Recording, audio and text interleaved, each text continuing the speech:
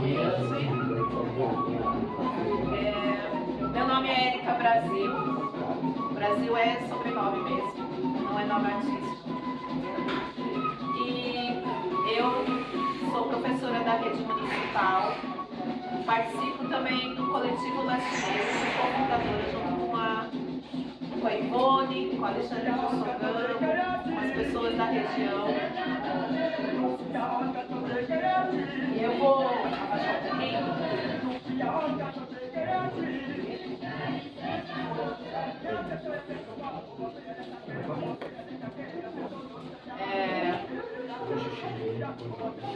Sou cofundadora do coletivo Leste Negra, junto com o pessoal que de início começou como pesquisadores, professores pesquisadores sobre a educação étnico-racial.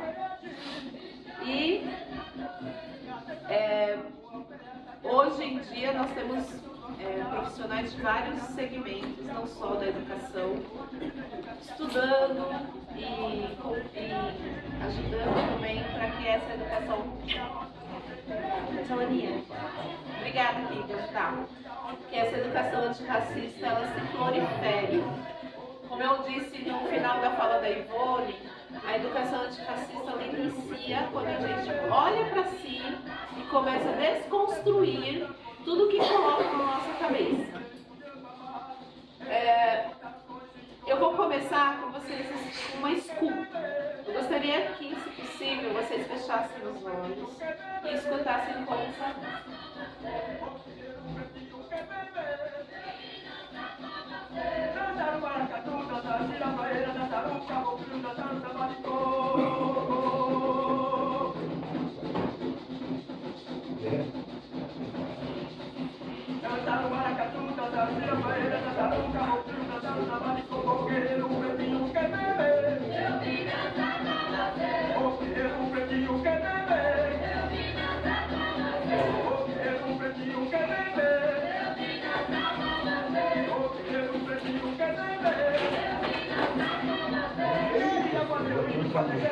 Nós vamos tirar uma foto depois, professor. Deve estar sumida, por favor? O exercício é fechar os olhos e escutar um pouco a música, tá?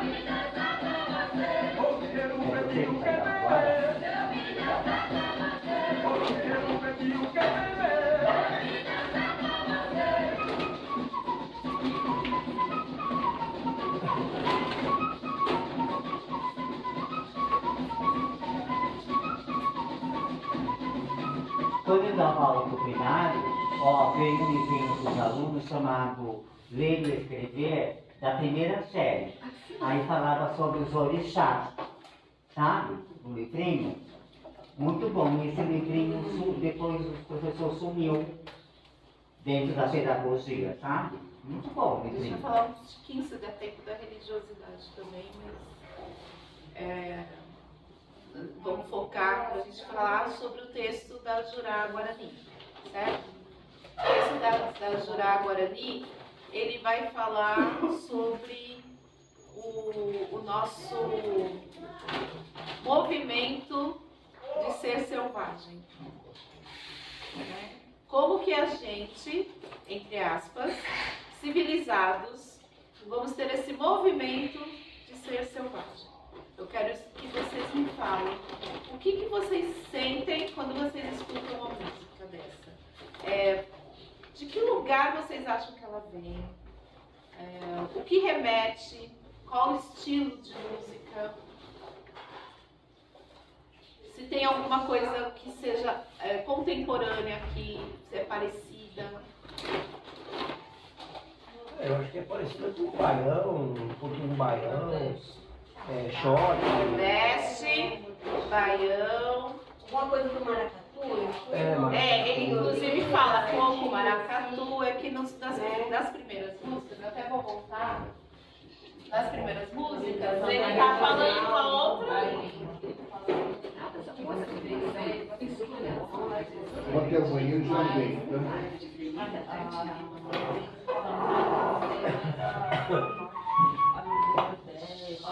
Vamos escutar essa aqui primeiro. Essa primeira.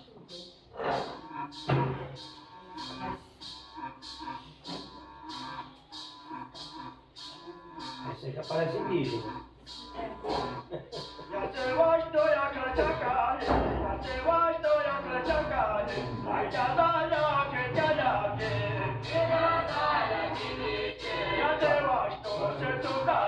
Claro.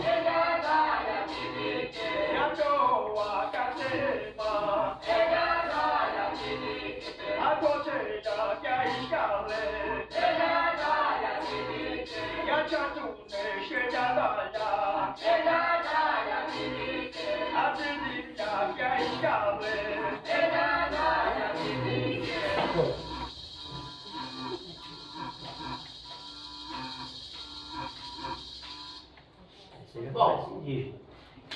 Sim. Tanto essa como a outra é indígena. Ah, é? Não sabia, hoje eu não- Por que eu trouxe essa música dos Funiô, da etnia Funiô, para vocês escutarem? Porque ela tem sim uma construção. A gente vê elementos da música Funiô na construção da música popular brasileira. Né? Quando a gente fala do maracatu, quando a gente fala do baião. Algumas pessoas, quando vão escutar essa música, falam: ah, tem um pouco de forró aí. Olha, eu vejo lá o arrocha no meio disso daí. Né? Quando tem algumas faixas que a gente vê, nossa, é o arrocha mesmo. Né? E para a gente perceber que a cultura indígena, ela está na nossa cultura. Ela não é uma cultura apartada da cultura brasileira. Ela é uma cultura que faz parte do nosso processo de identidade. A cultura indígena, ela faz parte do nosso processo de identidade e ela impõe, inclusive, a nossa forma de falar, principalmente no estado de São Paulo. Ela impõe o nosso jeito de comer, ela impõe o nosso jeito de sentir a música, de dançar, de cantar, de brincar. Né? Então a cultura indígena, ela está em tudo que é nosso. Por que será que nós temos aqui em São Miguel Paulista uma praça que chama Praça do Forró? Porque era ponto de encontro de nordestinos, né, quando eles migraram para cá por conta da nitroquímica, não é? A história que conta, né, sobre o que a nossa população hoje já nem tanto, porque nós temos os descendentes, mas alguns anos atrás, algumas décadas, era de quase que 90% de pessoas nordestinas que vieram de algum dos 9 estados do Nordeste, certo? E se eu contar para vocês que existem etnias indígenas e aldeias indígenas lá no Nordeste, ainda hoje, existindo, e que a gente vê muito na televisão, o foco nas etnias e nas aldeias que estão no Mato Grosso, no Amazonas, né? A gente vê o índio, entre aspas, estereotipado na oca, né? Na sua aldeia, sua oca, e que não é assim. Tá? Eu estive numa aldeia no Nordeste, no sul da Bahia, em Rio de Janeiro, em que a gente tem casas de alvenaria, a gente tem mercadinho, a gente tem uma escola. Né? Então, nós temos que começar a destruir dentro da gente esse estereótipo de que o índio, né, de que a população indígena e que o indígena é aquele que nos mostraram que acabou lá no século XVI, XVII. Que ficou lá acolhendo os portugueses quando eles aportaram, né, no achamento das terras brasileiras, das terras do que hoje nós chamamos de Brasil, mas não era Brasil. que passaram ali e ficaram parados e congelados no tempo. Nós temos sim uma praça chamada Praça do Forró, por quê? Vocês ouviram. Isso daqui é etnia Funiô. A etnia Funiô, ela está na maior parte de sua população, população da nação Funiô, está em Pernambuco. Pernambuco é onde? Nordeste. Então, a música Funiô, ela é a música brasileira. Concordam comigo?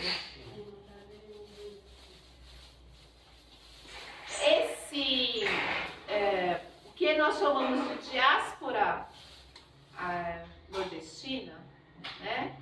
Toda a migração nordestina, 80% dessa migração nordestina, já foi comprovado isso em estudos, que 80% dessa migração nordestina, ela foi uma migração indígena. Por quê? Casa, a grande parte da população nordestina vindo para o sudeste, sul do nosso país, casa mesmo tempo em que são dizimadas as nações, os territórios, são invadidos os territórios indígenas do Nordeste. Quando existe um território invadido,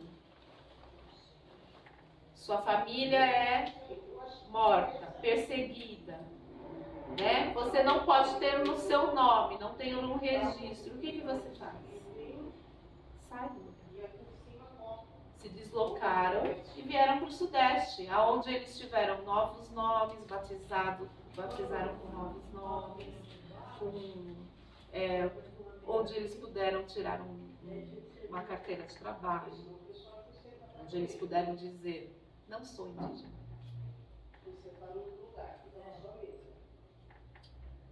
Então agora eu vou pôr um vídeo para vocês entenderem um pouco sobre o que é isso que eu estou dizendo. Ô, professora, esse Funiô, eu não sabia, desculpa a minha ignorância, eu não sabia que esse Funiô era só lá da Norte e Nordeste, lá, porque eu conheci lá na Bahia, conheci os Pataxó, né? Pataxó, né? Sim, tem Lá na Bahia, muito Pataxó, Tupinambá. Eu conheci só os Pataxó. Que eu não sabia desse Funiô. Mas é interessante quando você colocou a música. Quando você colocou a música, a identidade era. Pode mexer.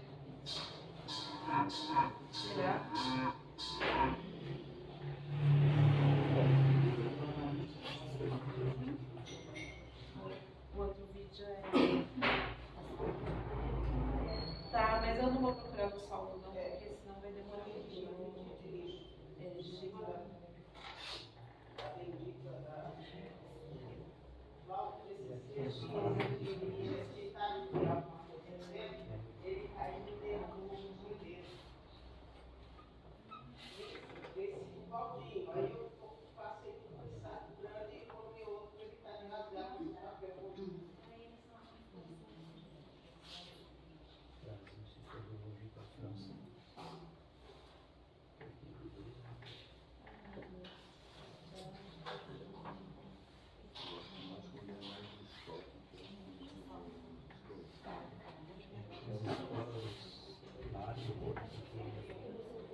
Começou as aulas, eu não sei o que aconteceu, e podia ser lá no Dom Paulo, só também não sei lá, né?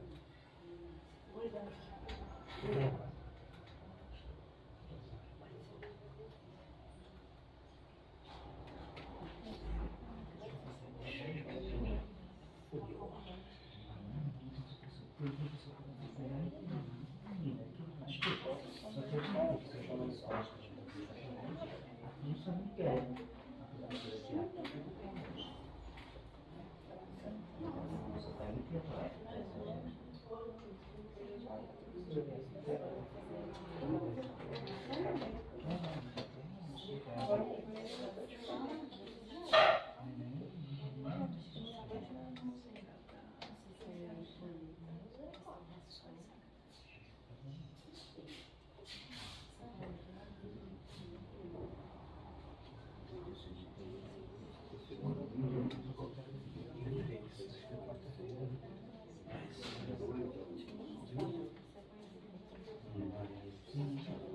não assina ponto.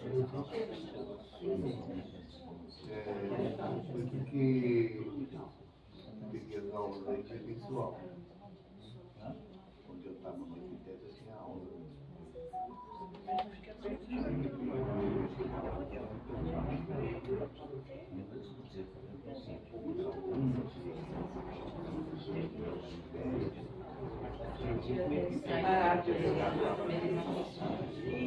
Ele vai falar.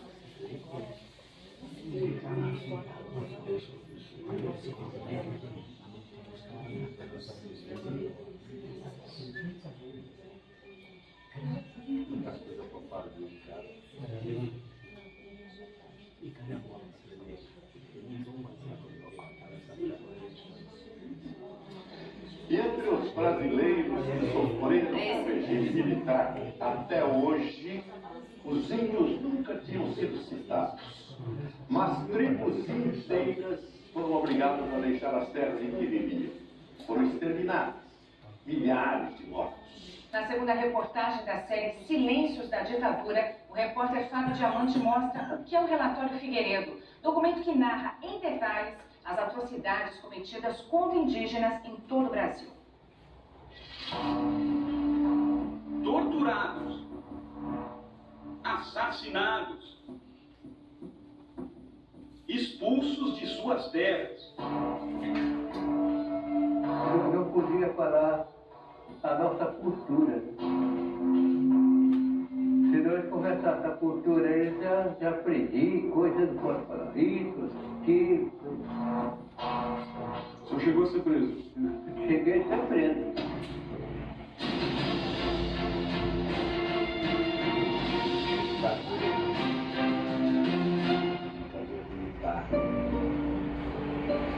Talvez esse seja o maior silêncio da ditadura no Brasil. 50 anos depois do golpe militar, e os índios ainda não são considerados pelo governo como vítimas dos militares. O impressionante é que não faltam provas disso, muitas ainda vivas. É o caso de seu Euclides, índio Krenak de 104 anos. Ele é o mais velho da tribo, que vive perto da cidade de Resplendor, em Minas Gerais. Os índios eram inocentes, sabe? Não sabia nada, nada. Aí só pescava no rio, coisa, acendendo fogo em cima da pedra, tudo isso, posava em cima das pedras, tudo. Aí nós somos, Deus foi judiados por causa dos brancos. E quem judiava era o órgão criado para proteger. O Serviço de Proteção ao Índio, o SPI, montou nas mãos dos militares uma operação de extermínio. Esta imagem é de um desfile do SPI que mostrava sem nenhum constrangimento suas técnicas de tortura. O velho Krenak lembra da chegada dos militares à tribo. Chegaram e esfarrou, coisa, prendiam. Ele foi preso, torturado. No meio deste matagal estão as ruínas do presídio construído por militares na aldeia dos Krenak. Aqui ficaram presos os índios que se rebelaram de alguma forma contra as regras da ditadura. Os líderes da tribo fazem questão de manter o que sobrou da prisão. É uma forma de garantir que as novas gerações conheçam e acreditem numa história de tanto sofrimento. A caixa d'água do presídio também resistiu ao tempo. Embaixo de uma árvore e tomado por abelhas está o gerador de energia dos militares. Segundo os índios, uma chuva forte derrubou quase tudo. Eles acreditam que a tempestade foi mandada pelos deuses que protegem a tribo. Eu quase morri também, de tanta tristeza. E por que eles fazem isso para nós? Por que será? Os mais novos têm marcado na memória o sofrimento dos pais. Oredes, que hoje tem 43 anos, foi expulso da tribo com toda a família quando era um menino. Chegaram e falaram assim, meu paterno, meu pai não queria. Meu pai faleceu lá. Foi levado à força e acabou falecendo lá. Falava todas as noites.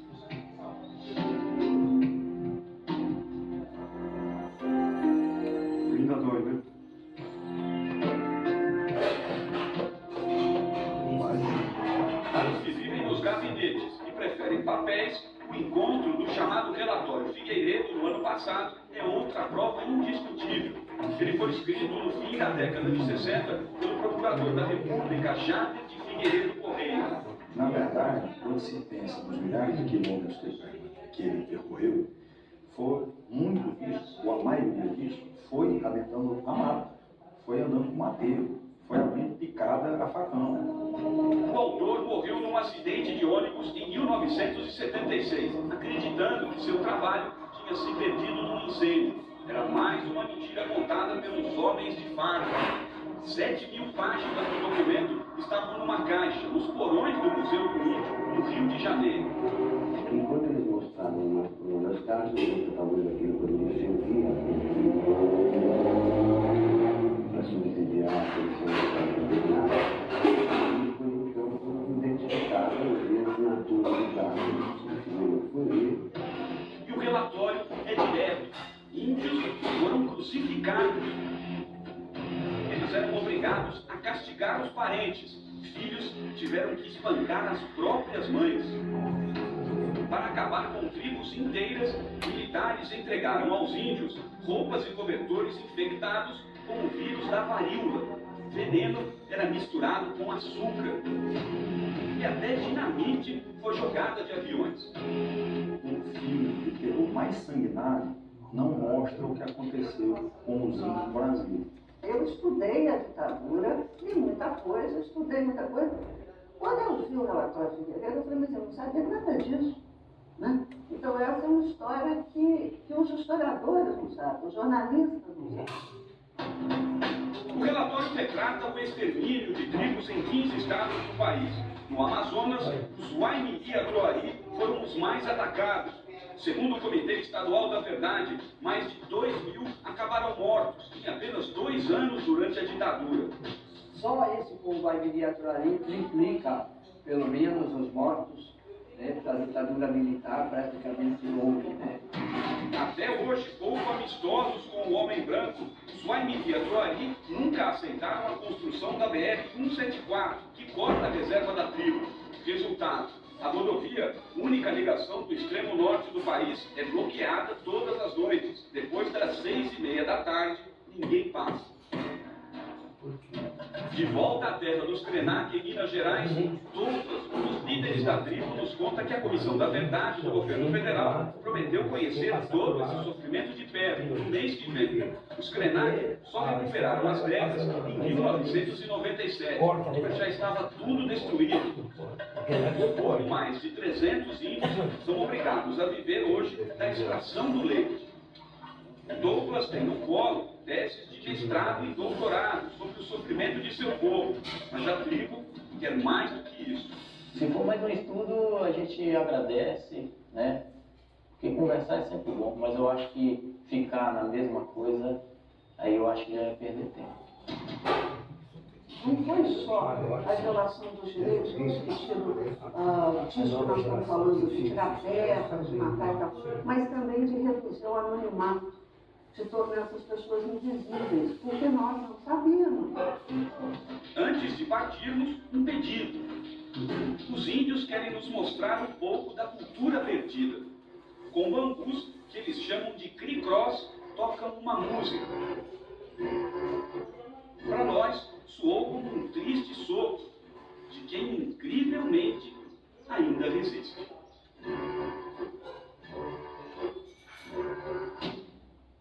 Amanhã você vai conhecer a história do...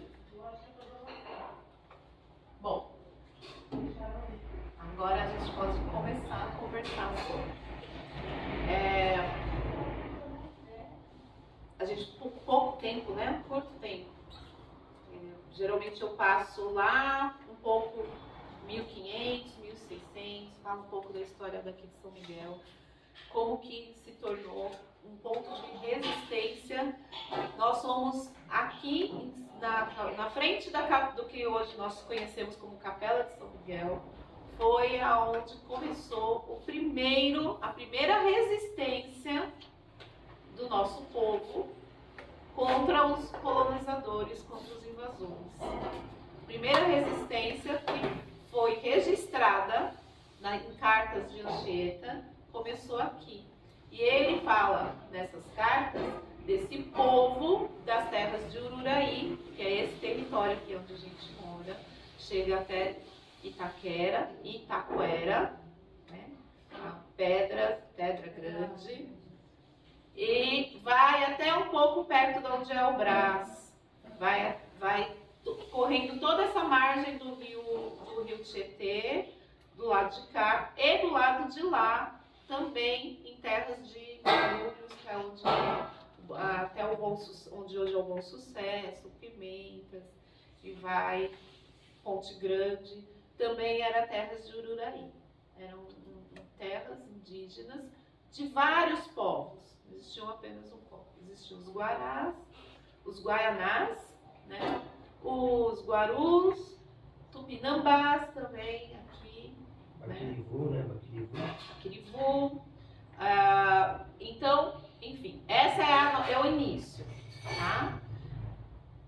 Depois a gente tem um apagamento, né? Acontece em outros territórios, existem confrontos que são registrados, mas pouco falados dentro da história, na nossa história oficial.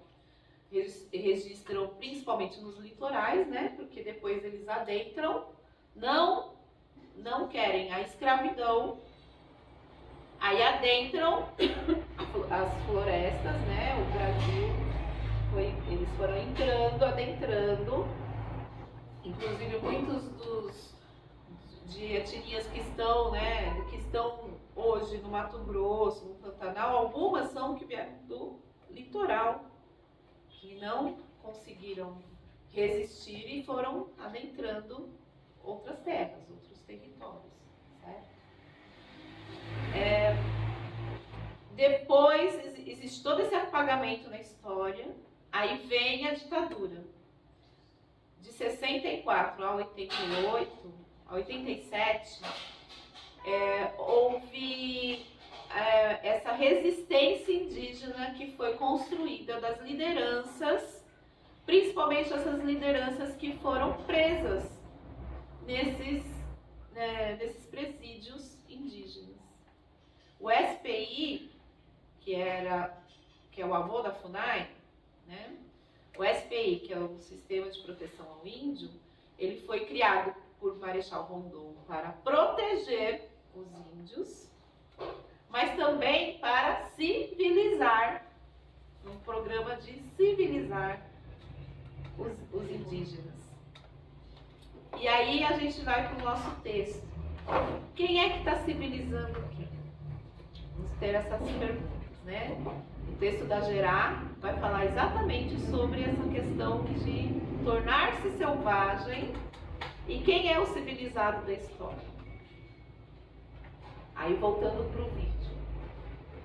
Os Krenak, aqui a gente tem só o episódio dos Krenak, mas a gente tem, eles falam, né, do Uauá, o Auaerá, mas tem outras etnias, das 306 etnias que sobrevivem, vivem e estão realmente sendo protagonistas, né?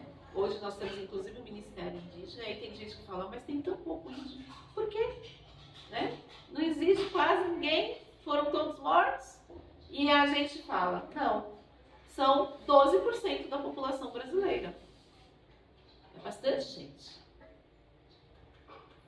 E tem mais que ainda não se autodeclara, porque o sistema de autodeclaração indígena é muito diferente do sistema de autodeclaração negra, né?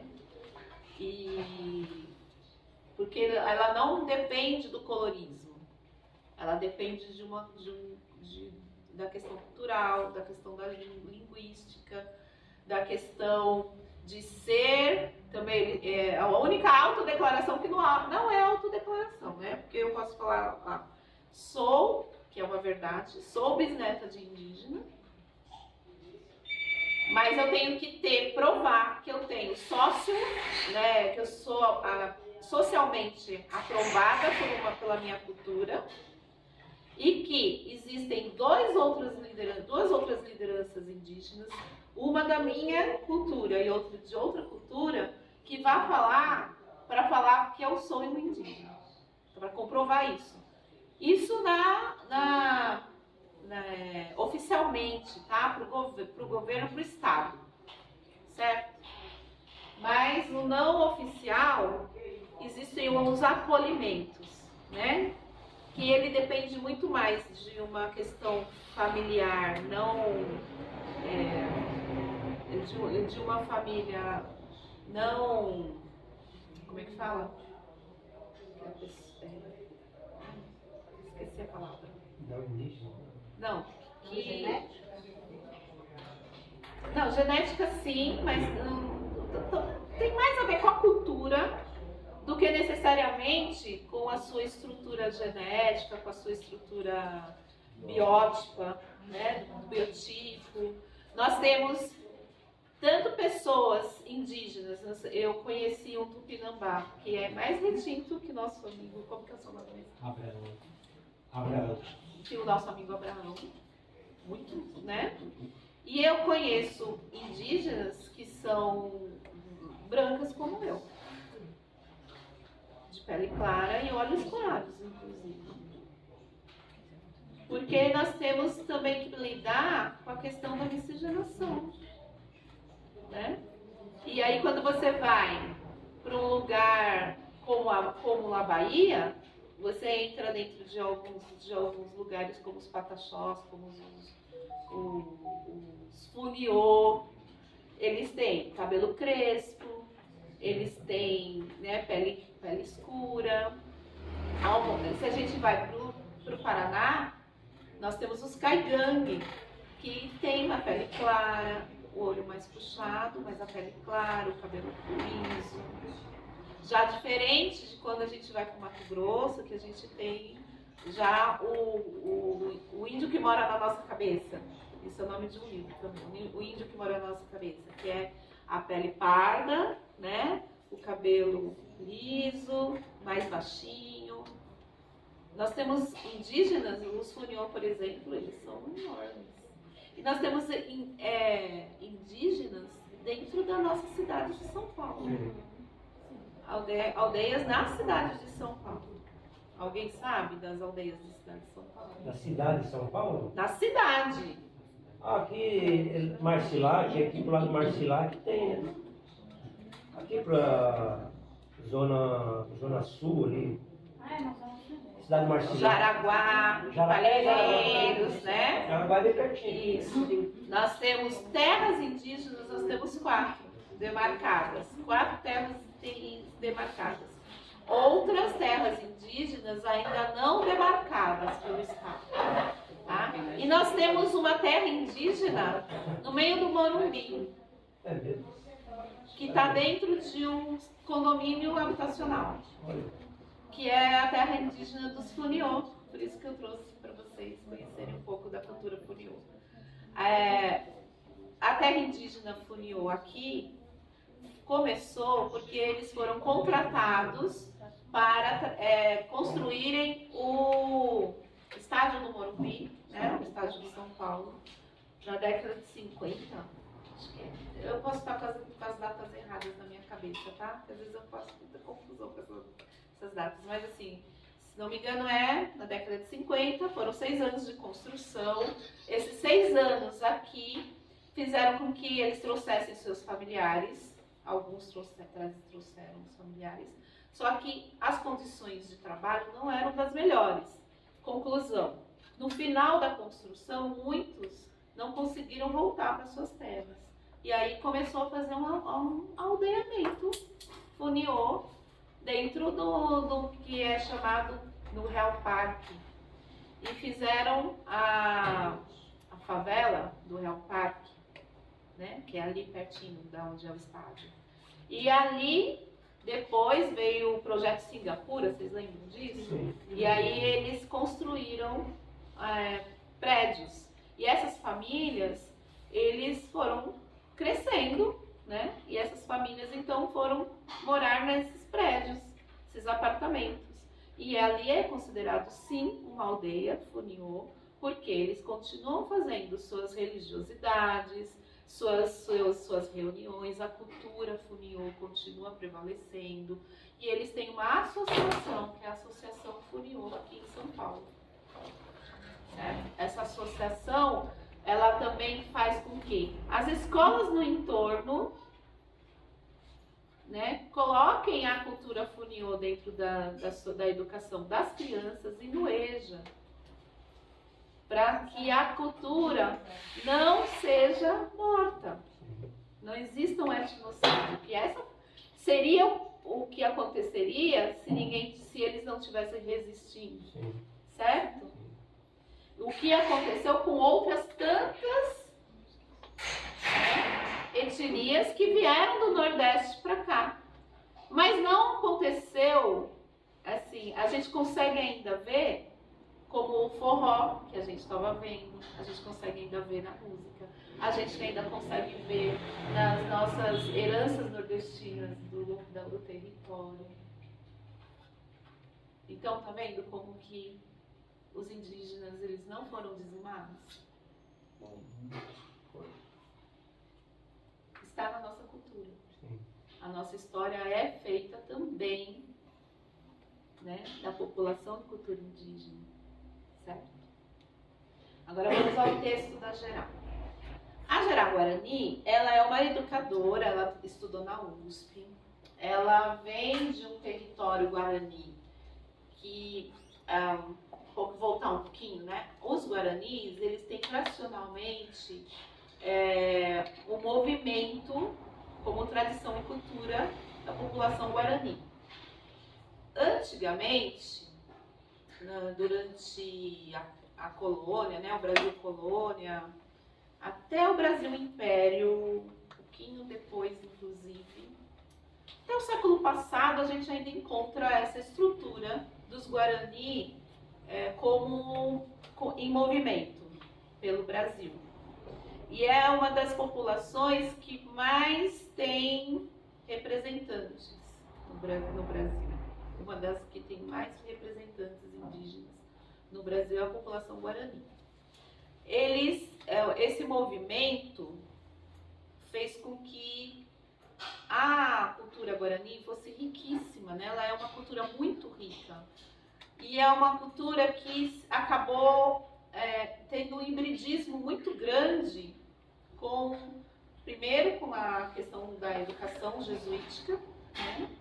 Então, os gentis da terra, eles deixaram de ser negros da terra, e aí o colonizador começou a chamar de gentis da terra, os gentis, de gentileza, né? De gentil, de que estava dócil, de que estava dominado.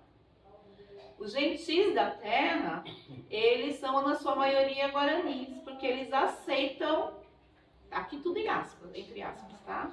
Eles aceitam a religiosidade, eles aceitam a educação do não índio.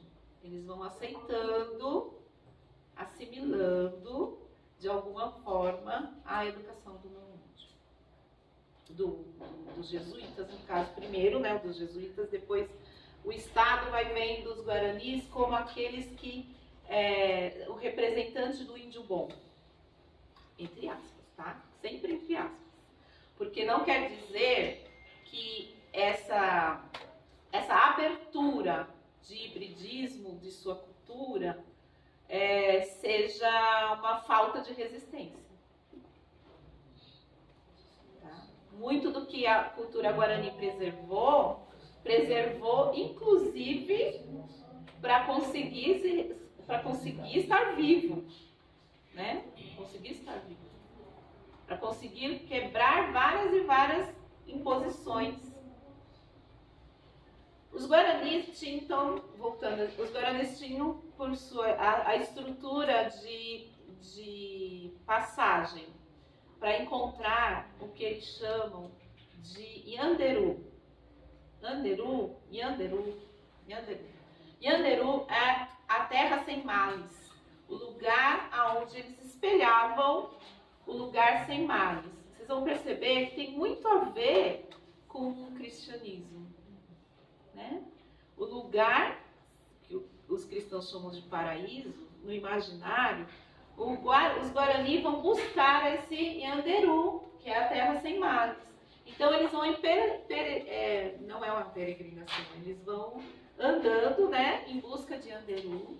E aí vão passando do Mato Grosso, vão descendo.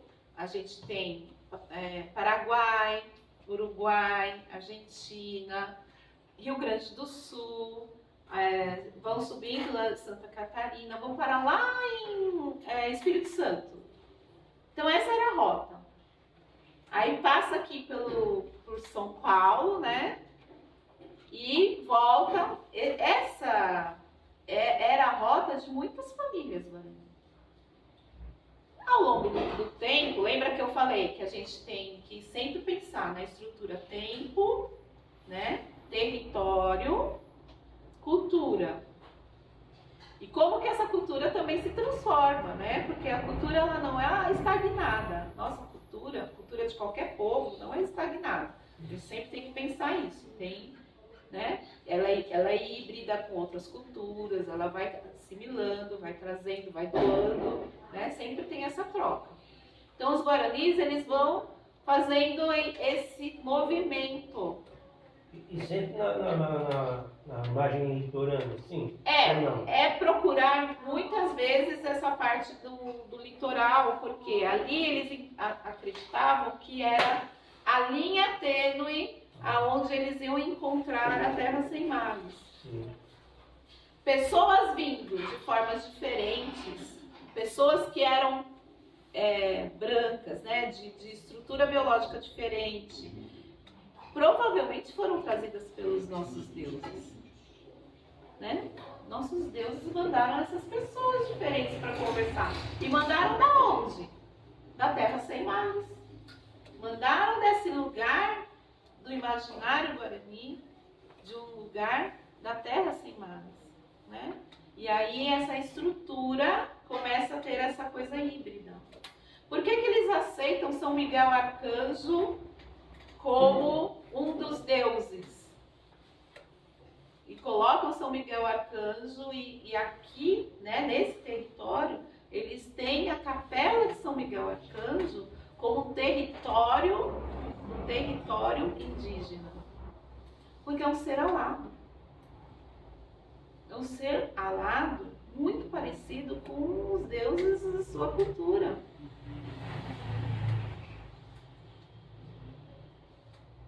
Então eles entendem aquele Deus também como um Deus, como uma divindade, que eles possam também estar, né, cultuando. Vão abraçando outras culturas, vão colocando junto. A gente, aí vem as flautas, vem a rebeca, né? Tudo isso vai entrando na cultura guarani. As flautas, existem flautas em todas as culturas, tá? Então, muito provavelmente já eram dos guaranis.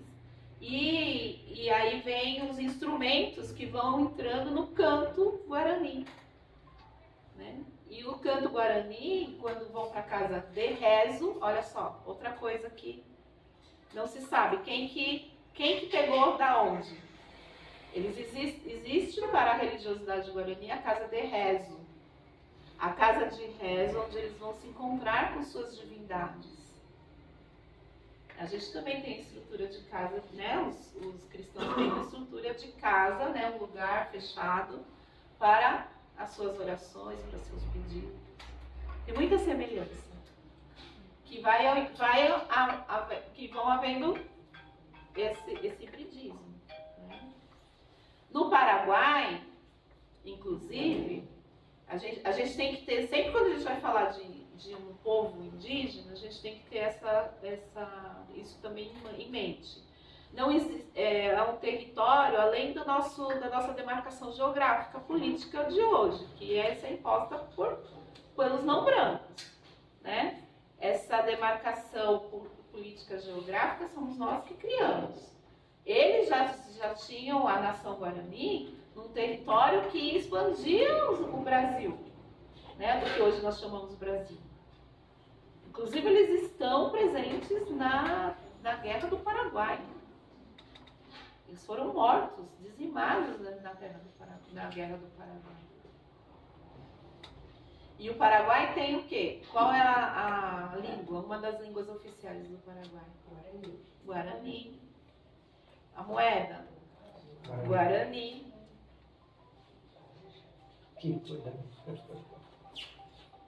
Entende?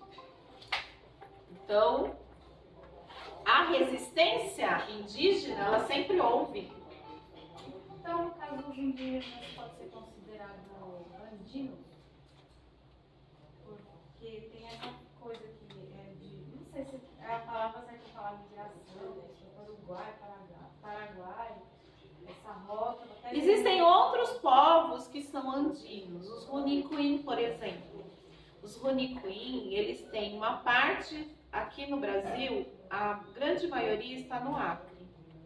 Mas eles têm aldeias Runicuim também, um pouco no Amazonas e bastante no Peru.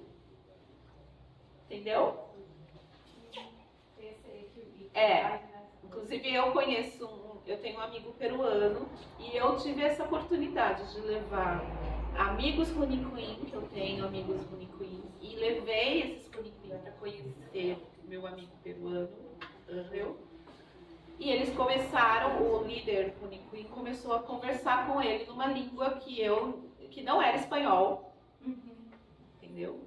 Não era português e não era, tem uma outra língua que é semelhante, não é castelhano, como que é? Não era Quechua? Quechua, obrigada. Não era Quechua. E eles começaram a conversar, eles se entenderam. E Angel explicou, nós somos co-irmãos. Minha etnia é irmã dos Runicuins. Entende? Então a gente tem outra coisa que a gente vai colocar na cabeça.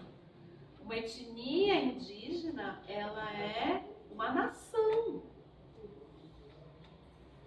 E quando a gente fala dos 306 povos no Brasil, mais de 306 povos no Brasil, a gente está falando de mais de 306 culturas, mais de 300 culturas, mais de 300 línguas. Não, língua estou dizendo que é 270 e alguma coisa, né? Mas existem quase 70 línguas, 270, né? Mais de 270 línguas faladas, além da língua portuguesa e do Libras no Brasil, oficialmente. Nós não temos só a língua portuguesa. Eu acho assim, que a sociedade deveria já deixar assim, nós que estamos dentro da sociedade, deveria ter a igreja voltada para aquele povo indígena. Sendo que a gente é educador, a gente trabalha nas escolas, a gente debate muito. Então, nós deveria já ter, sabe, ter uma igreja em São Paulo ou em outros estados. Uma igreja? Uma igreja, sabe, assim, com a cultura deles. Uma religiosidade, mas o espaço. O espaço de um povo que quer visitar, os educadores. Né? Que a questão religiosa, ela já ultrapassa a questão cultural hoje em dia. Porque nem sempre, eu conheço tupinambás que são católicos, e tupinambás que são evangélicos, e tupinambás que são umbandistas. Entendeu? Pega mais assim, a igreja. É uma questão, hoje é uma questão, a não ser quando a gente pega missionários cristãos, né, que vão com essa intenção mesmo, de igual existia lá com os jesuítas, que era de aculturar. Eu acho que é interessante separar as duas coisas. A questão da religiosidade e a questão cultural. Eu acho que a questão cultural não deve ser apartada de forma alguma. Agora, como a nossa amiga falou, a questão da religiosidade, eu acho que é você que tem que se decidir pelo que você quer. Mas lógico, existe uma linha... Houve aquela questão da imposição. Mas existe hoje. Como você falou, ainda existe, hoje. Mas eu acho que é interessante até conversar com as pessoas que praticam esse tipo de ação. Porque aí eu acho que está errado. Porque a FUNAI, inclusive, tem vários relatórios e tem que fiscalizar essa parte. Que eu acho que está correto. Inclusive, porque existe algumas... tem um filme que chama Espagé, que daí vai tratar exatamente dessa questão da religiosidade. Esse filme, ele vai falar de um pajé que ele é apartado de sua aldeia porque adentrou na aldeia uma missão neopentecostal, e essa missão ela fez com que todos os indígenas daquele território passassem a ser cristãos e acabar com a questão da pagelança, no caso, né, dos seus ritos, dos seus costumes. E aí, o que aconteceu? Todo mundo da aldeia começou a virar as costas para esse senhor, que era o pajé daquele lugar, o seu líder religioso. Tem uma cena horrível dele vestido de terno e gravata na beira da porta, que ele era proibido de entrar, porque ele não aceitava Cristo, mas ele também não ia deixar seu povo sozinho. E ele fica sozinho lá, porque ninguém fala com ele. Entende? E ele não recusa a sua crença. E ele então chama Espagé. Se vocês tiverem oportunidade, às vezes aparece nesses canais de cultura, né? De documentário.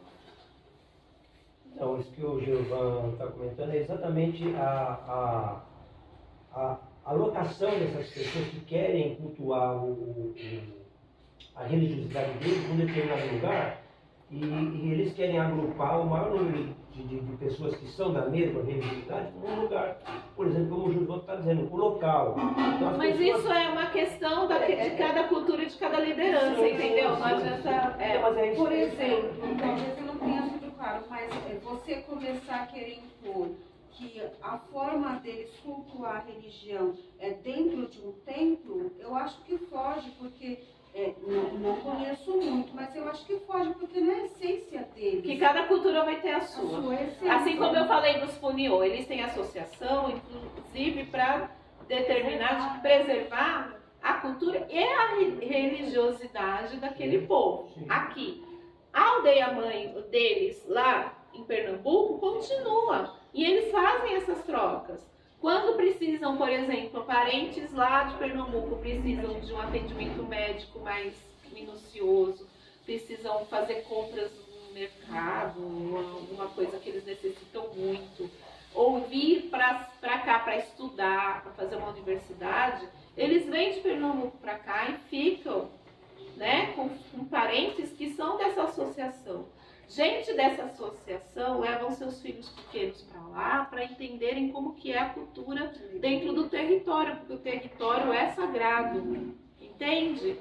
Então, essa troca faz parte da cultura Funiô, e essa troca, inclusive religiosa, faz parte da cultura Funiô. Entende o que eu digo? Eles continuam vestindo seus parás, continuam fazendo seus torés, e continuam falando sua língua, fazendo músicas como vocês viram, e aí isso faz parte da cultura Funiô. Cada cultura vai ter sua especificidade dentro, né? Assim como os tupinambás, eles não proíbem que tenham outras religiosidades, né? Eles têm inclusive uma igreja dentro da aldeia, uma igreja, escola. A Constituição já garante isso, né? Aí é questão política de cada povo, tá? Vamos voltar ao nosso texto. O texto que você estava falando que os indígenas são uma nação. Qual não é perigosa? Não é segregadora? Se eles são uma nação, o que eles estão fazendo dentro do Brasil? Aí eu já estou falando que eles são meus inimigos. Porque qualquer momento eles podem fazer um levante para querer rachar o Brasil. Eu olho como eles sendo brasileiros. Eles são brasileiros depois de indígenas. Então, ele é Munduruku primeiro. Ele é Munduruku primeiro. Aí ele é o Munduruku brasileiro. Então ele não é brasileiro. Se ele não é brasileiro, ele é meu inimigo. Não, só para a gente entender o contexto, estou dentro de uma sala de aula tentando passar para os meus alunos. Eu tenho uma nação que são os indígenas. Peraí, professor, se eles são uma nação, qualquer momento eles podem querer fazer um levante e aí tomar conta disso. Sim. Igual existe no México. A fala dele fala assim, professor, então você não já está criando uma segregação? A visão minha dentro da sala de aula, todos são iguais. Vou falar uma fala minha que foi fantástica. Ah, professor, por causa da opção sexual, não dou aula para gay. Ah, para lésbica também não.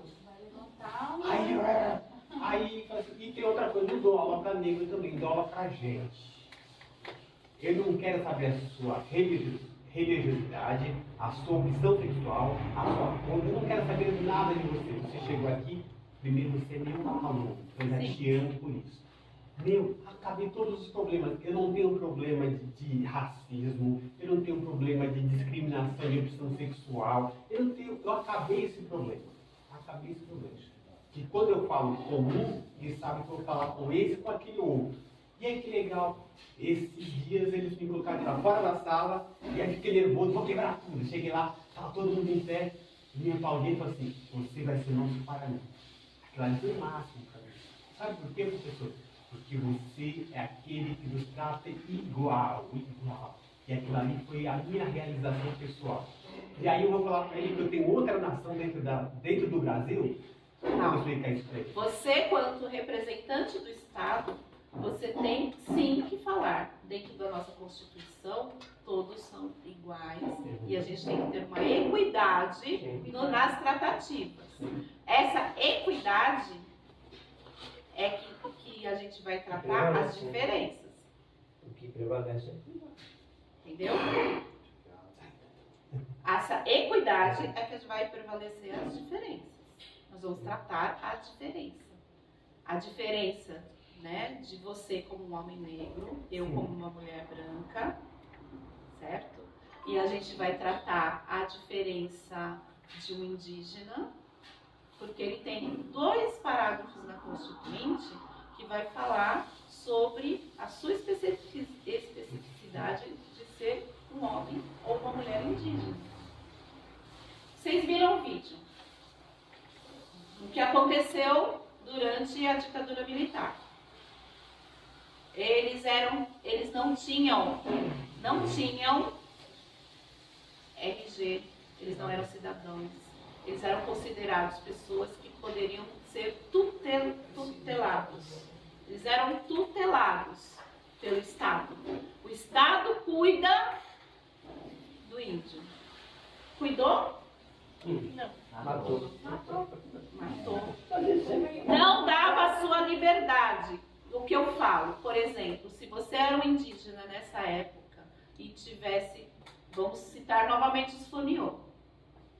Tem funiô aqui, na década de 60, na década de 80, construindo. Aí ele fica sabendo que lá na aldeia mãe está tendo um casamento muito importante.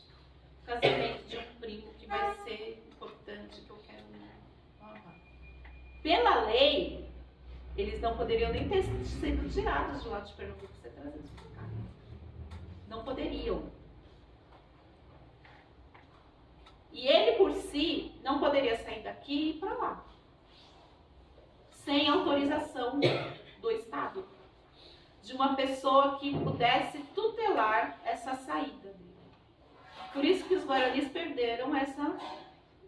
Porque eles tiveram que começar, em vez de ser nômades, fazer aldeias fixas. A fixar. Uma, por quê? Eles não podiam sair de lugar nenhum do Brasil, do território, sem autorização de alguém que o tutelasse. E outra, que se eles começam a sair, eles vão perdendo, né? Quando ele voltar de novo, aquele lugar que era dele, não é mais. Assim como a gente tem a aldeia onde a aldeia da Geral Guarani, ela tem 1 km². É terra indígena. É a menor terra indígena do Brasil. Talvez eu não tenha praticado legal, perdoa aqui a fala, quando eu falo de nação, a nação tem as suas leis próprias. Sim, governantes próprios. eles vão ter as suas leis próprias, sua cultura, que vai ser dinamizada através de sua cultura. E tem os seus governantes E próprios. ele tem seus governantes, suas lideranças. Tá? Eles têm suas lideranças, toda etnia indígena tem sua liderança. Alguns a liderança política, a liderança religiosa são as mesmas. Outros, a liderança religiosa é uma, a liderança política é outra. Às vezes, muitas, a maioria, lideranças plural, políticas. Tá? Não é... Cada cultura vai ter uma forma, tá? Por isso que é muito difícil a gente, que é muito errado mesmo, a gente pegar e colocar tudo num quadrado só e falar é tudo igual.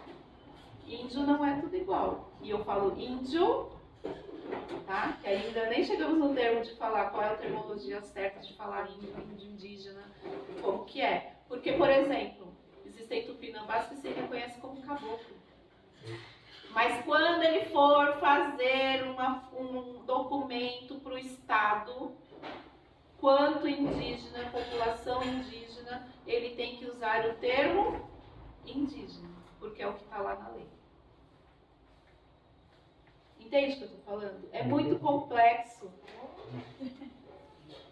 Porque existem, por exemplo, aqui é a quarta cidade indígena do país. A nossa cidade, São Paulo, é a quarta maior cidade indígena do país.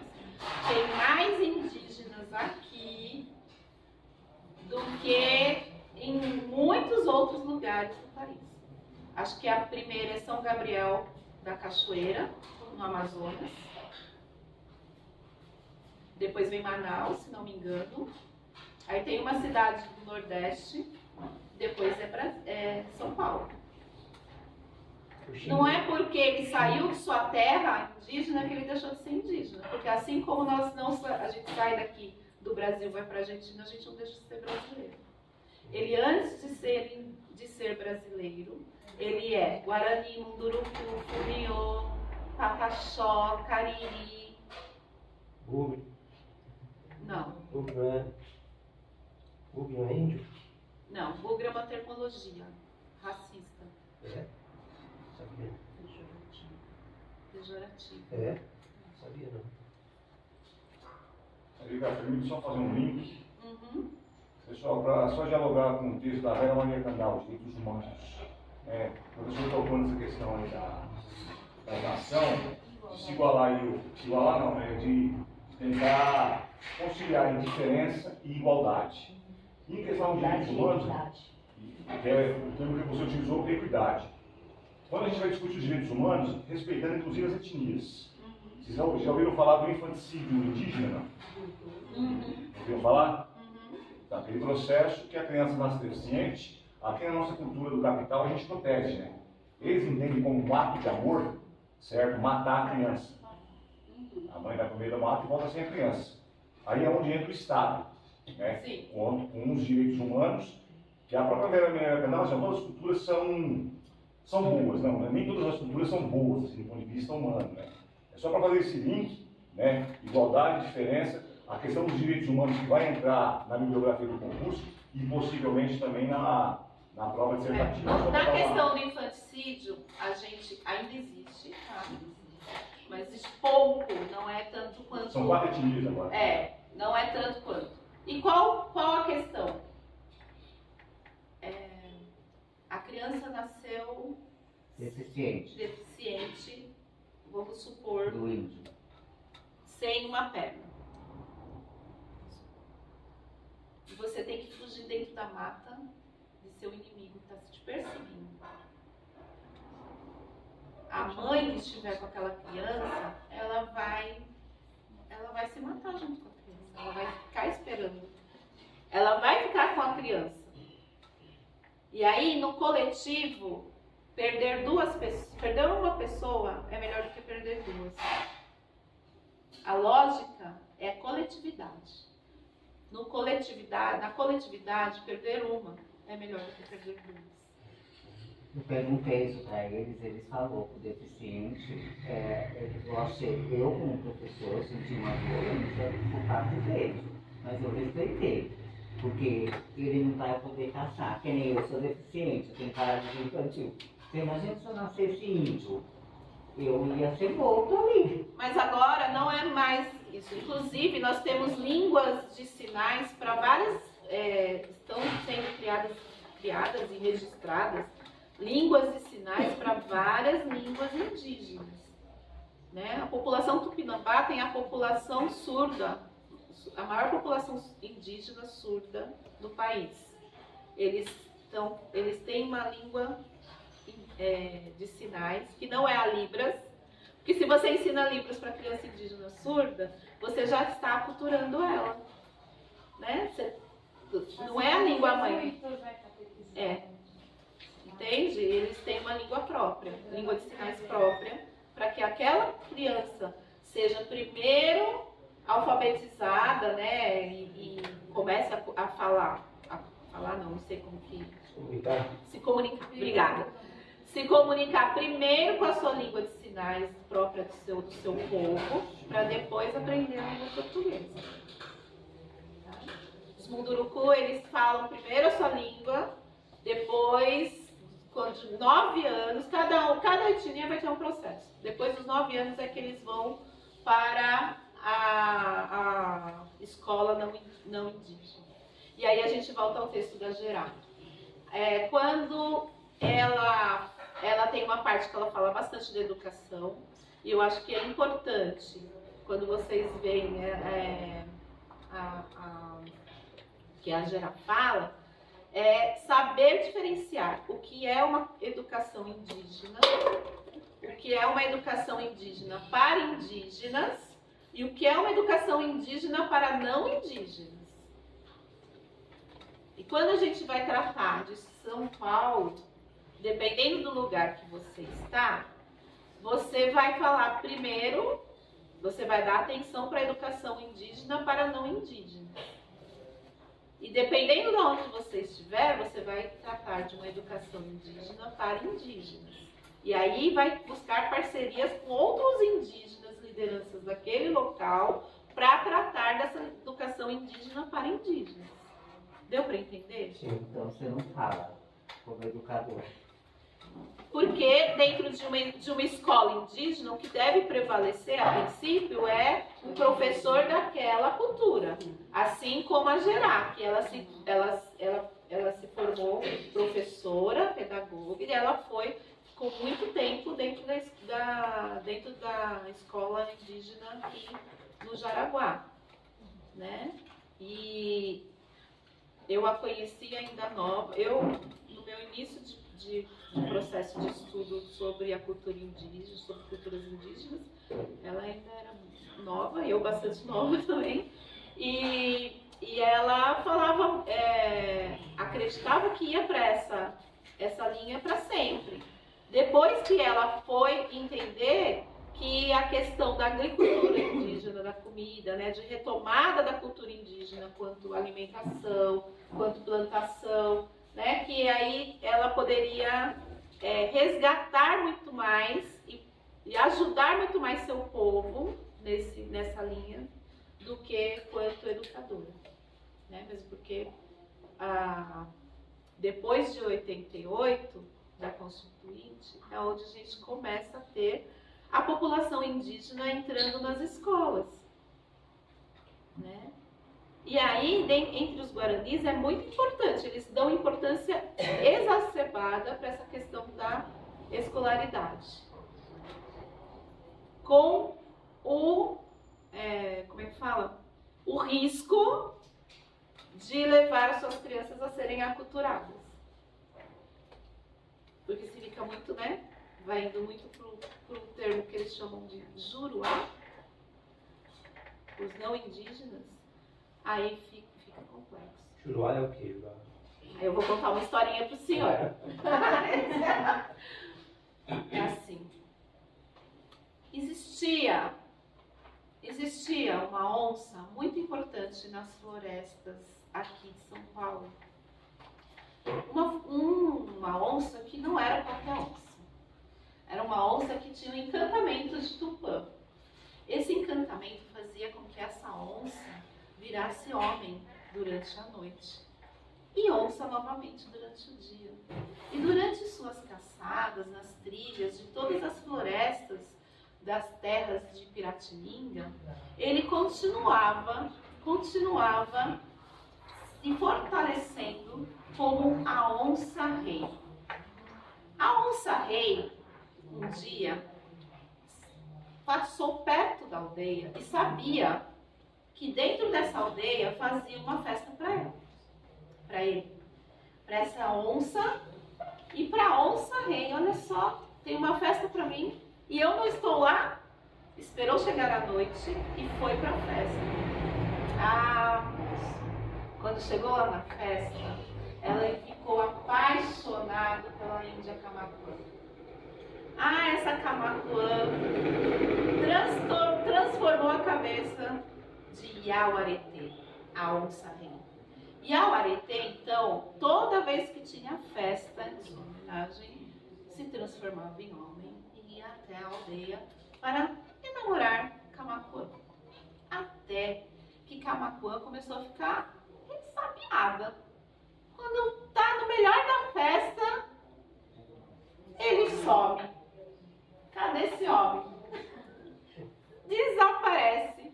O namoro começou a ficar mais e mais, fortalecido, e Camaquã queria convidar Iauaretê a conhecer seus familiares mais de perto, passar um tempo, junto com seus pais, com sua mãe. E esse homem nada. Até que um dia, aproveitando que ele tinha adormecido, amarrou o pé de Iauaretê, ela pegou e amarrou o pé de Iauaretê e ficou esperando chegar o amanhecer. Eis que não foi a surpresa que quando ela acorda, existe uma onça urrando, desesperado e aquado dentro de sua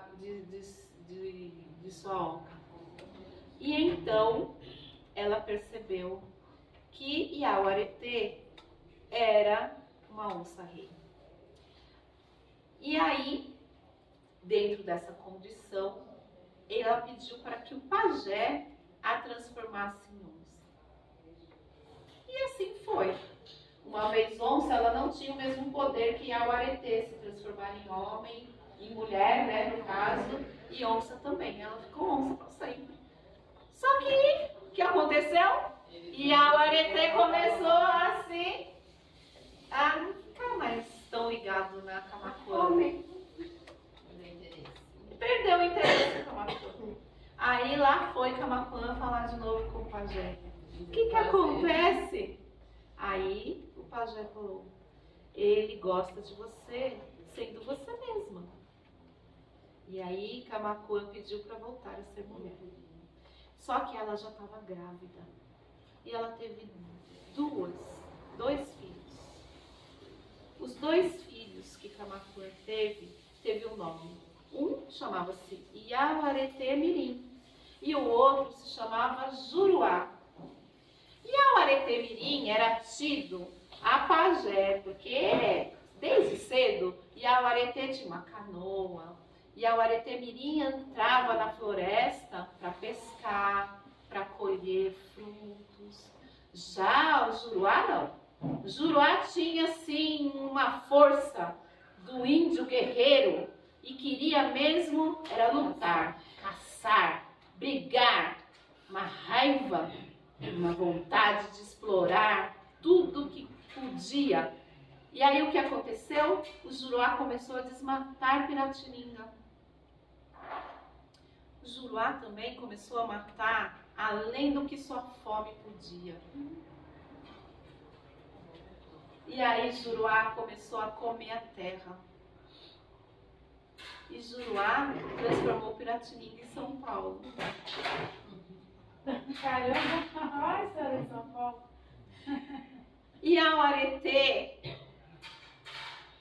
como pai, ficou muito triste, porque os deuses mandaram um castigo também para o Juruá. Um dia, ele foi matar um animal e, no fim, a sua flecha tinha passado pelo coração de sua mãe Camacuã. E ele matou, na verdade, a terra Piratininga que lhe dava o sustento. Ele fala no livro Planeta Terra. Seria a mãe. E assim é como os Guarani contam a história em que Juruá são aqueles que não são respeitosos com a terra. Somos nós os Juruás, as caras pálidas. Né? Os Juruás e a Gerá, ela fala muito disso, né? Quem sabe não seja melhor a gente parar, pensar na nossa condição de Juruá e tornar-se selvagem suficiente, igual era Iauaretê Mirim. Ou melhor, igual era o próprio Onça-Rei. Aquele que virava homem no começo. Então a Gerá, quando ela vai de encontro com a terra, com as sementes dos milhos de várias cores, quando ela começa a perceber que existem mais de 9 tipos de batatas doces que são de sua cultura, ela começa a entender também que tornar-se selvagem é bom também para o planeta, é bom também para a sua cultura, para o seu povo e também para aqueles que são Juruás tentando se corrigir. Verdade. Obrigado. Essa é o que a gente tem que falar sobre o texto, é o resumo do texto da Gerá-Guarani. Aí você vai falar assim, gente, qual disciplina eu vou incluir? Né? Querendo mirar a ciência, a dela pode ser história, dele matemática, e aí incluir todas. Todas. Quando a gente se adentra na cultura indígena, em qualquer cultura indígena, por que a gente fala da onça? Por que existe a Iauaretê? Porque dentro dos Guaranis ela é chamada assim, Iauaretê. Quando a gente chega nos Runicuins, ela é chamada de Inu. Entre os Runicuins, a questão da onça, a onça é um arquétipo fortalecido, porque tem o clã da onça e o clã da jiboia. Por que a gente fala da onça como metáfora para indígena? Porque dentro a onça, ela é o nosso felino maior, né? Dentro da nossa biodiversidade, ela está presente em todas as florestas da América, do norte ao sul. Se não está, é porque já foi dizimado. Está sim, está. Né? Mas existem umas maiores, umas menores, né? Mas a onça preta, a onça parda, mas ela é presente assim como todas as etnias indígenas. Existem etnias indígenas que, por exemplo, não comem carne de onça, porque ela é um ser, é uma divindade. Existe como os Guaranis que colocam a onça como um irmão. Os Guaranis, eles não vê nós e o meio ambiente. Eles vê nós, todos nós, um pássaro, um coati, uma onça, eles são seres humanos com roupas diferentes. Isso dentro da cultura guarani.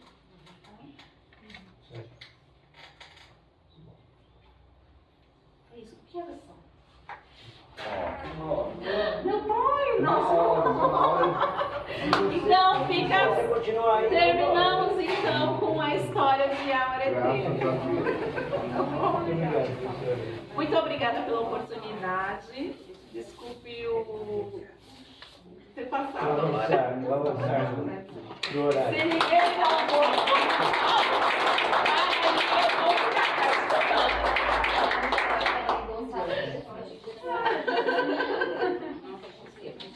Pessoal, bom, primeiro em nome da coordenação aqui, agradecer a Érica pela aula, pela disponibilidade aí, tá ajudando a gente no curso.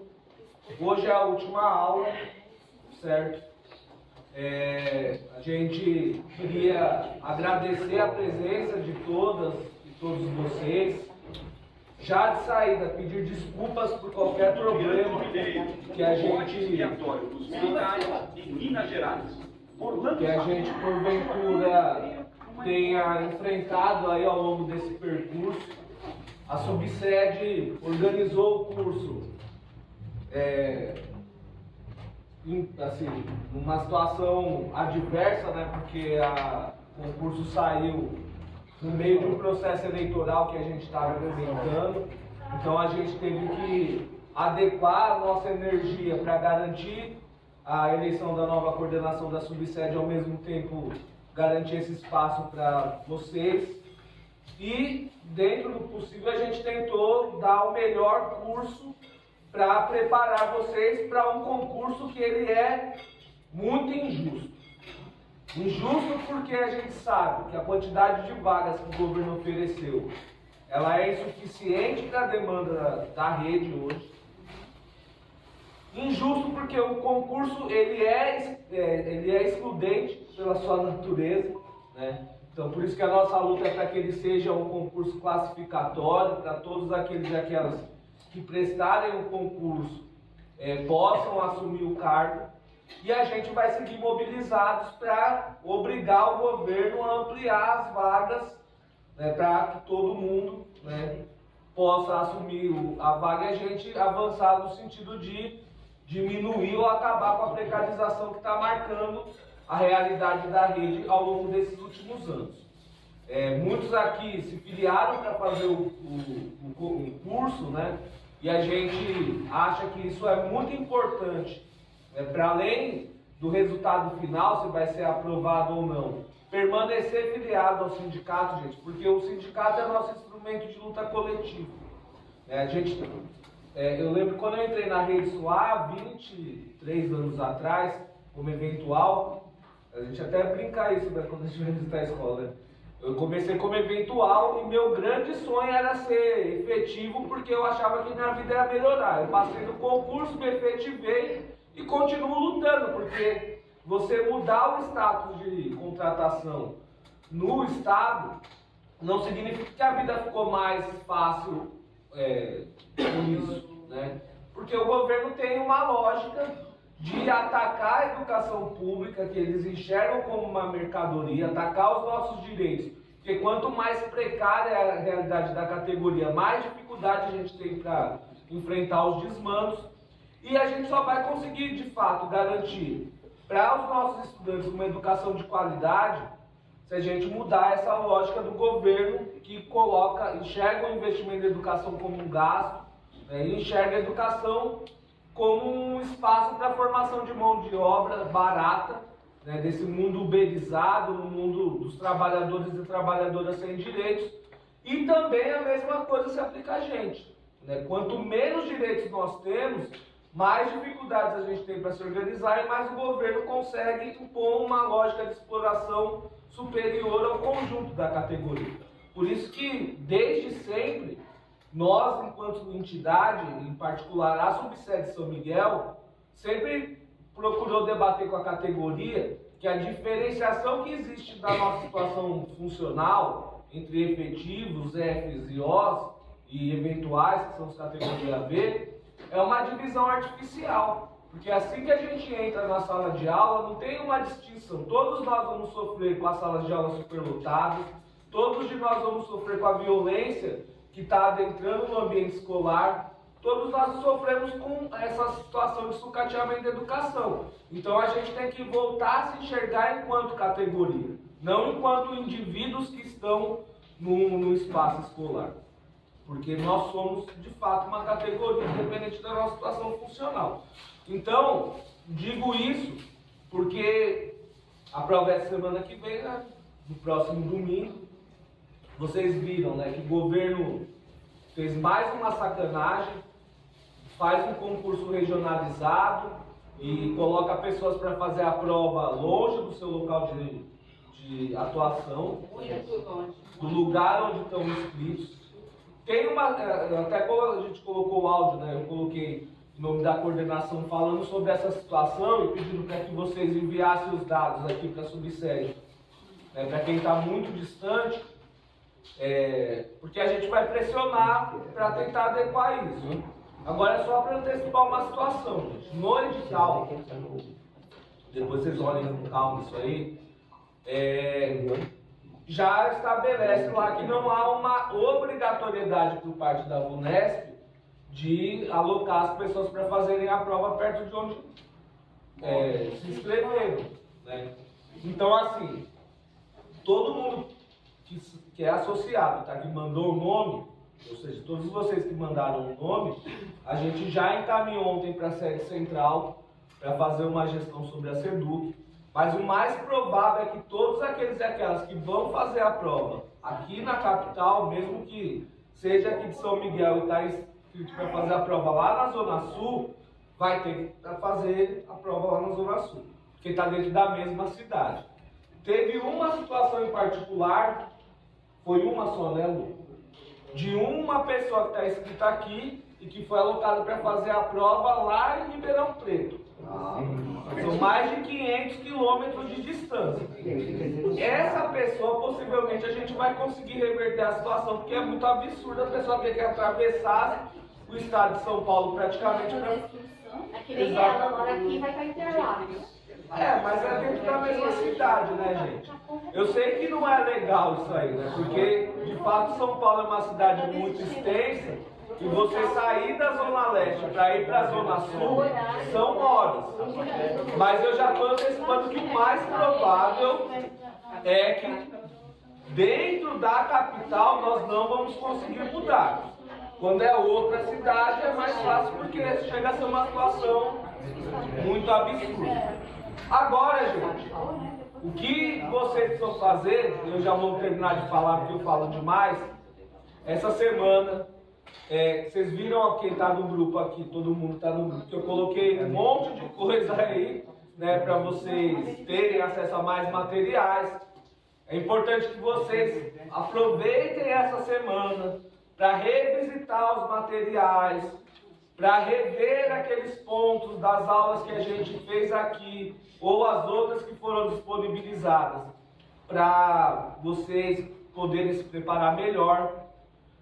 E na véspera, gente, a gente sempre, como a gente, esse não é o primeiro curso, né, a gente já fez outras vezes, tentem não ficar tensos e tensas, tá, gente? No sábado, no dia 5, de preferência, façam outra coisa qualquer que não tenha relação com o estudo, certo? Vão para o cinema, vão para o teatro, vão relaxar, porque para além, óbvio que estudar é importante, e vocês fizeram isso, estão fazendo e vão conseguir fazer nessa semana, mas se matar de estudar na véspera da prova, nunca ajuda, no geral atrapalha. Né? Então é sempre importante na véspera da prova vocês fazerem atividades que relaxem, que distensionem, para vocês chegarem no dia da prova com a cabeça mais arejada, certo? Dormir bem na véspera é fundamental, se alimentar bem é fundamental e ir para a prova com a convicção de que vocês estudaram, se esforçaram, né? Se prepararam bem e enfrentar a prova. É só uma prova, gente. É só uma prova, certo? A gente tem que ter essa compreensão, porque eu sei que não é Como vai ficar a nossa vida posteriormente à prova é algo que nos preocupa. Mas isso não vai determinar a capacidade de nenhum de vocês enquanto professores e professoras. É uma prova que é feita para excluir uma parte e atender uma parte. Certo? Isso não determina se vocês são bons ou maus professores, boas ou más professoras. É uma prova. Certo? Mas nunca é bom ficar tenso, porque isso vai interferir na hora que vocês estiverem realizando a prova. E do mais, gente, é isso, certo? Fica o nosso agradecimento pela participação de vocês e a convicção de que a gente está junto aí na luta, para além desse enfrentamento, desse embate que vai ser o concurso. Gente, eu só agradecer mesmo, né? Primeiramente, agradecer bastante ao professor Gilberto, agradecer ao professor Celi, agradecer que eu tive saúde para poder apresentar também, agradecer ao Richard, a Érica, a Ivone, o Neto, o Silvio, né? O Fábio, as nossas funcionárias que mexeram na rotina de trabalho delas e vieram no final de semana, são trabalhadoras também, a Luísa e a Luciana, a Dona Val, a Débora, da colaboradora lá da escola, que a gente acabou um ano na hora, a Fátima lá do Dom Paulo, né? A Érica, a Ivone já falei, a Dona Val já falei, os outros militantes, a Marineide, a Rosário, que efetivamente não apresentaram, o Neto eu falei, né? O Neto apresentou um tema grande. Agradecer, e fundamentalmente agradecer a vocês, porque nós, desde a pandemia, nós tivemos um processo, em São Miguel não, que a gente entregou cestas básicas, tentamos para não enlouquecer, militar, que nos permitiu nos mantermos saudáveis, foi a militância, né? Então esse processo de ter vocês aqui, a gente agradece muito, porque é o momento que a gente retoma a relação com a categoria, e nada indica que nós teremos trégua com o Tarcísio e o Feder. Né? Então a gente agradece porque a presença de vocês aqui nos anima. Não é à toa que a gente terminou com um tema tão caro para a resistência do povo brasileiro em particular, né? Que é um povo fortemente marcado na nosso corpo, a presença negra e a presença indígena. Para nós isso foi uma coincidência, metodologicamente nós fomos ajustando as participações à medida que tinha a necessidade e a disponibilidade militante, né? Até no caso da Érica e da Ivone, eu particularmente estou mais empolgado, porque eu acho que isso aqui vai enraizar. Nós vamos ter atividades, me parece, pelo interesse, pela capacidade, pela qualidade das companheiras que eu já conheço. A Érica trabalha na mesma escola que eu, então a gente convive, né? Mas principalmente vocês, a gente agradece muito vocês estarem aqui. São outros tempos, a discussão das ferramentas eletrônicas mexeu com a cabeça da gente, então vocês são guerreiros e guerreiras. Só por isso eu já os admiro e os admiro, porque muita gente, e é legítimo, muita gente optou em estar com familiar, optou em fazer uma recreação, optou em fazer uma coisa, e vocês tiveram essa disciplina, isso é muito bacana. Isso vai ficar para além desse concurso. Tá certo? Não deixar os professores se afastar do sindicato. Exatamente. O sindicato está deixando os professores se afastar. Isso é de vocês. Nós seremos passageiros nas nossas intervenções. O sindicato ele é um corpo prédio e a alma, né, para fazer um exercício cartesiano, não sou cartesiano, reivindico a dialética, né, mas para fazer um exercício elementar para a gente entender, isso aqui sem vocês é só o prédio. O Gilvan tem muita razão, tem muito acordo com você. Então eu não vou dizer não nos deixem, só que nós estamos juntos. Não é para vocês isso aqui, é com vocês, correto? De forma que fica aqui um abraço carinhoso, muito boa sorte, e qualquer coisa que acontecer, nós estamos juntos. Não é um concurso que vai nos dividir. Certo? Fica à vontade, obrigado, gente. Vamos lá, não vou à prova, viu?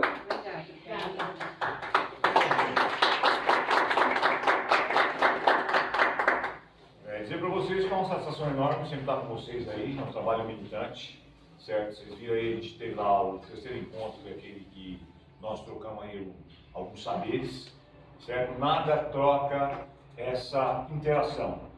Eu gosto das tecnologias, mas eu acho que elas têm os seus limites, né? A gente está mediado somente pela tecnologia, é muito ruim. Sou professor de educação física, eu falo da mobilização de sistema. Músculo esquelético, a gente se mexe, certo? Digestório, a gente come, certo? A gente mobiliza os 5 sentidos e essa troca, ela não substitui. Eu vim aqui olhar cada um no olho, se abraçar, estimular uma das glândulas que produz o